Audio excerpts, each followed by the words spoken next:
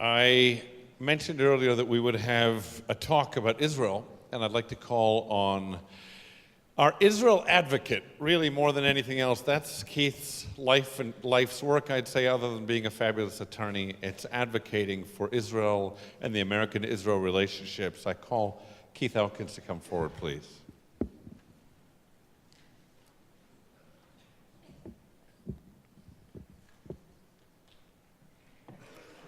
So wait a second, I thought you said I get to sing. What happened?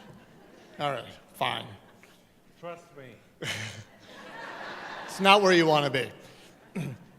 Good morning, we're still morning. Shana Tova. I thought I'd mix things up a bit this year, and instead of just hearing my remarks and thoughts about the state of world Jewry and Israel, I thought we'd give you a little treat. We're going to ask questions of our very own Rabbi Li-Paz and see what he has to say about some of these issues that I spent some time thinking about. I think this is going to be good. I'm feeling really good about it. How about you? He's one of us. All right. So my first question I'd like to ask you, with all the madness around the world, with what appears to be ever-receding hope to resolve the Israeli-Palestinian conflict, with an exclamation on such fading hope based on the moderate PA Authority president's speech of incitement that was met with world acceptance and a lack of reaction to such rhetoric, at ever-increasing BDS movements around university campuses around the world, condemnations of Israel by the UN Human Rights Council that continue on, really without much of a reaction, and you can't believe what makes up this Human Rights Council. With all that being said, and with the fact that there was actually a coalition in the United Nations, including China, Ireland, among all the usual suspects, that actually said Israel did not have the right to militarily defend itself in the most recent engagement with Hamas in Gaza, while they were drilling tunnels to kidnap and kill Israeli civilians, as well as firing missiles at civilian populations. My question to you, sorry, long lead up. He's an attorney, by the way. How do Israelis continue to raise their children and be hopeful in the land of Israel? I think Israel was founded on hope. Its anthem isn't an anthem about a victory in war. It's not about Star-Spangled Banner. It's about hope. It's not about what's outside the Israeli people. It's about what is in them. Now, that might sound idealistic. I think Israelis raise their kids with hope because they realize something we don't necessarily see, which is what's unique to being Israeli and what's unique to Israel. I remember there was a controversial book that came out about a year ago. Controversial. It was called The Triple Threat. I don't know if anybody read it. Many of you were probably put off by the reviews of the book. And the book wasn't at all about Israel, but it did focus in part on the Jewish people. And what these two authors said, was the triple threat, as they called it, that gave certain cultures, certain groups in society an advantage, a great advantage towards success. She said came down to these three elements, and I think they're very relevant to why Israelis raise children with hope. One was a sense of superiority. Well, in our case, it's called chosenness. I think whether we believe it theologically or not, we do grow up in Israel and here with a sense that there's something unique about our mission in the world, that we have a right and a purpose. The other is an insecurity, a good high degree of insecurity she finds common in all of these successful cultures. And Israel is deeply insecure if you look at history, and deeply insecure if you look at neighbors. So interestingly, I think that sense of superiority, that sense of we have this kind of brain power in this country, we have this kind of innovation in this country, we have this kind of society that we're building with its freedoms, with its values, and the insecurity of being Jews ever in this world and now in this land. And to that, they add a third element, and that is, it is a powerful sense of discipline. And I think there's something to be said for the IDF, the Israeli Defense Force, in creating men of boys and women of girls. I think there's something that happens when you go through that in that land, and I think as someone who's a veteran of our military as well, I think that was something that shaped and changed who I am. So, simply put, I think on a micro scale, Israelis wake up with a powerful sense of purpose, you might call it superiority, a deep sense of discomfort, you might call it insecurity, and a great sense of personal and collective discipline. It's a good answer.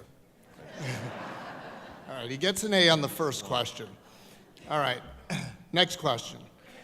Richard Cohen of the Washington Post recently wrote a book titled Israel, Is It Good for the Jews?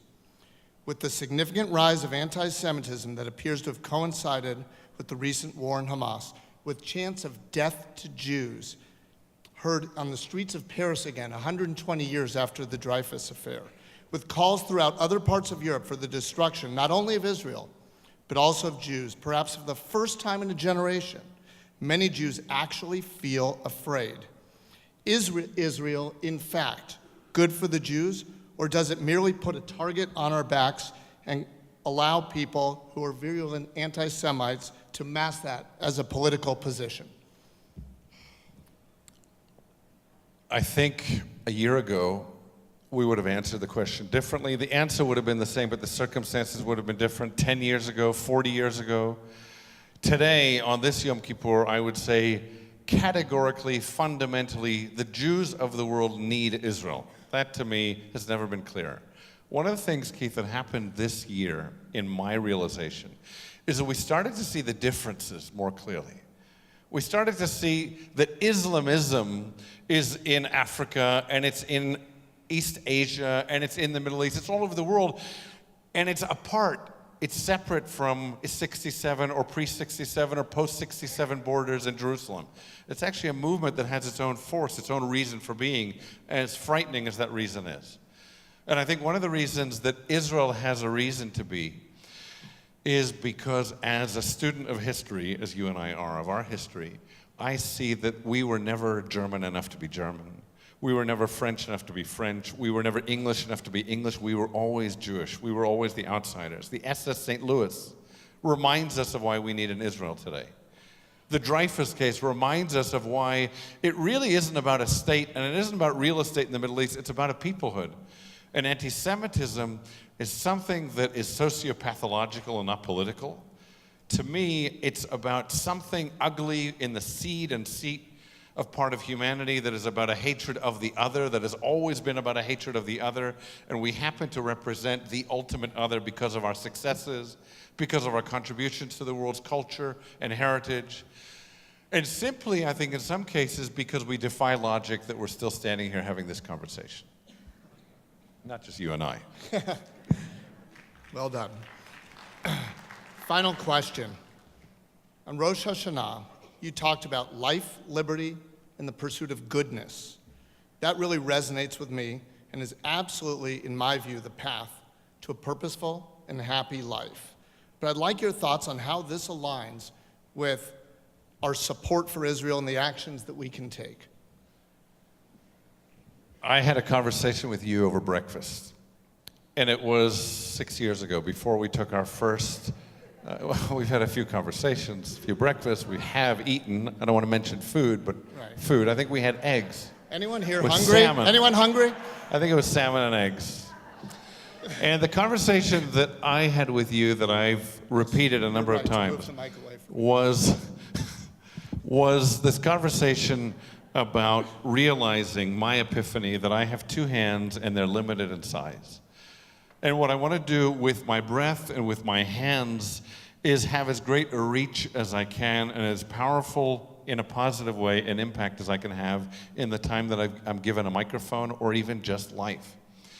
So I decided that for me, it meant pursuing Judaism passionately with the Jewish people. And I decided that for me and for us, it meant as a congregation supporting what I believe to be the most effective, single most effective pro-Israel, pro-American organization that I know of, which is AIPAC.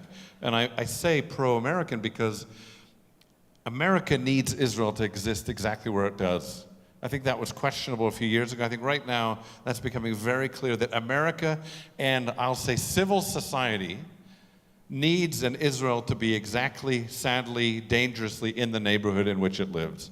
So to me, what we can do with one hand is pray for Israel's well-being, for the well-being of those Jews in London and in Paris and even in Australia, even in Toronto, and even here in Westwood. But I think what we have to do with the other hand is not put it in our pocket, it's do something effective. It's say we have a role to play in our lifetimes, and it might be the most important thing we do in our lives. Well said. So there are many things, obviously, for us to worry about with respect to our brothers and sisters, particularly since we really are all related, as we've concluded this morning, with the 375 Ashkenazis we're all descending from. But the good news is there are a variety of things we can do, and Rabbi Li-Paz has touched on them. And we are going to, I'd like to introduce now Ken Ungar to talk about how he's gotten interested in pro-Israel advocacy and supporting the U.S.-Israel relationship through AIPAC, and how it's been a really nice personal journey for him. And just a reminder to all, that great statement that Anne Frank said, that how wonderful it is that we not even waste a moment before we can start to improve the world. Thank you, Keith. Shana Tova. As Keith and Rabbi Li-Paz touched on, we Jews are at a crossroads. Anti-Semitism and anti-Israel rhetoric are as intense as I have ever seen in my lifetime. And we can continue to read about it, we can continue to discuss it, we can continue to lament about it, which is all very important. But we need to do more. Menachem Schneerson, the great Rabbi of the 20th century, once said, "Judaism is not about thinking, it's about doing." So who am I, and why am I standing here today? Like many of you, I'm a busy guy. I have my own business, a wife, 25 happy years, and 5 kids. Now, I know most of you aren't as crazy as us and don't have 5 kids. But I feel blessed. I think that we all live in the greatest country ever to exist on the face of this earth. And like all of you sitting here today, I want to make sure that the world we hand off to my children and my future grandchildren is as safe for them as Jews as it has been for us. So a few years ago, my wife Ava and I decided it was time to try to make a difference, to try to make sure that Israel survives and thrives so that Jews around the world can do the same. And that's when we started to get involved in AIPAC. To us, AIPAC is the most effective organization that ensures Israel's survival and sovereignty. AIPAC supports the Israel-U.S. relationship, helps keep Israel strong and safe, and promotes the democratic values both of our great countries share. For example, just recently, AIPAC lobbied Congress to help get approved over $650 million for Israel's anti-missile defense system, Iron Dome, that saved countless thousands of Israeli lives. Now, that was over $200 million more than what was in the president's budget request. AIPAC gives us a way to actively participate in making it safe for Israel and Jews around the world. It gives us a way to educate ourselves and our children on the real facts of the history of Israel and the political realities of the world as it relates to the survival of Israel and the Jews. This year at the AIPAC Policy Conference, which is in early March in Washington, D.C., what are we going to show the world? We Jews are great thinkers, but we need to show more. We need to show the world that we're great doers as well. Let's do our part to increase last year's record turnout of over 13,000 delegates to the conference and show the world that the American Jewish community will not stand idly by and watch as the world's anti-Semitism and anti-Israel words and acts get increasingly more lethal. I'm going to do my part my wife Ava and I are offering to pay the conference fee for any VOS member to come to Policy Conference for the first time this year. I want this year to be the largest turnout ever from VOS. I want you to bring your college-age or high school-age kids. APAC has got amazing programs specifically designed for them. Last year, there was over 2,000 college students alone at APAC. So please, join Keith, Rabbi Li-Paz, myself, and our families, and come experience the amazing feeling of not just thinking, but doing. Shana Tova.